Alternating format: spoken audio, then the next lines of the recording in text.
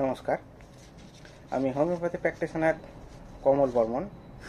আজকে একটা বিশেষ বিষয় নিয়ে আলোচনা করব, সেটি হচ্ছে গাউট। গাউট আমাদের কোথায় আক্রমণ করে?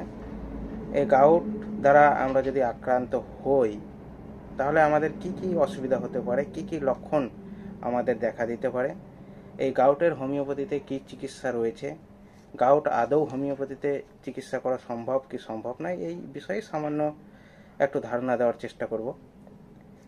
তো সর্বপ্রথম বলি, গাউট আমাদের শরীরের কোন কোন স্থানে আক্রমণ করে। গাউট আমাদের শরীরের ছোট ছোট গিট বা ছোট ছোট জয়েন্ট, যেমন হাতের জয়েন্ট, পায়ের জয়েন্ট, কবজির জয়েন্ট, এসব বিভিন্ন জয়েন্টে আক্রমণ করে। এবার প্রশ্ন হচ্ছে, গাউট আমাদের শরীরে হয় কেন? গাউট আমাদের শরীরে হওয়ার প্রধান কারণ হচ্ছে ইউরিক অ্যাসিড। এই ইউরিক অ্যাসিড যখন আমাদের শরীরে বৃদ্ধি হয় তখন এই গাউট দ্বারা আমরা আক্রান্ত হই। কেন হয়?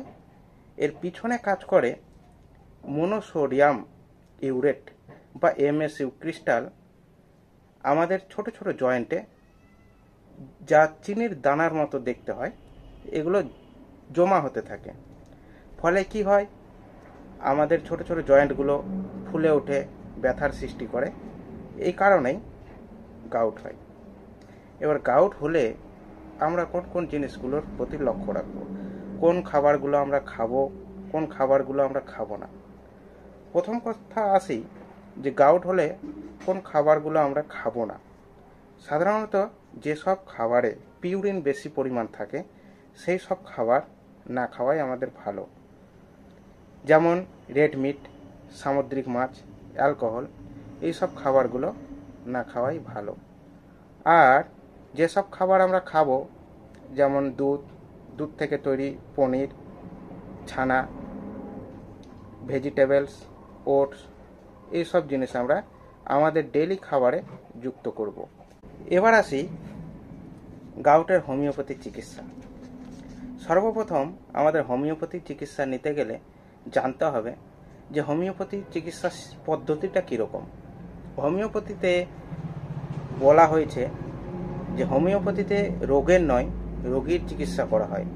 এখানে একজন রোগীর সার্বিক লক্ষণ নিয়ে, তার মানসিক লক্ষণ, তার শারীরিক লক্ষণ, এই সব লক্ষণ নিয়ে একটি মাত্র ওষুধ সিলেকশন করাই হচ্ছে আমাদের হোমিওপ্যাথির উদ্দেশ্য। আর এই একটি ওষুধেই আমাদের সমস্ত রোগ সারতে সক্ষম। এবার প্রশ্ন হচ্ছে যে হোমিওপ্যাথি ঔষধে কি গাউট নিরাময় করা সম্ভব?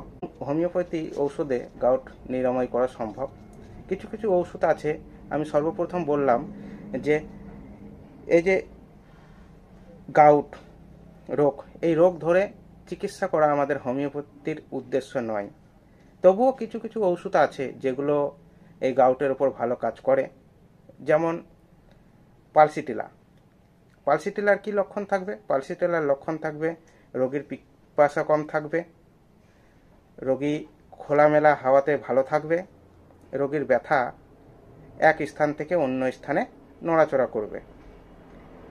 আরও আছে ঔষধ যেমন আর্নিকা। আর্নিকায় কি হবে? রোগী স্পর্শে ভয় পাবে, রোগী কালশিরা দাগ থাকতে পারে। এই সব লক্ষণ পেলে আর্নিকা দেওয়া যেতে পারে। আর রয়েছে যেমন বেনজিক অ্যাসিড। বেনজিক অ্যাসিডের গাউট সাধারণত আঙুলে আক্রান্ত হয়, আঙুলের ছোট গিটে।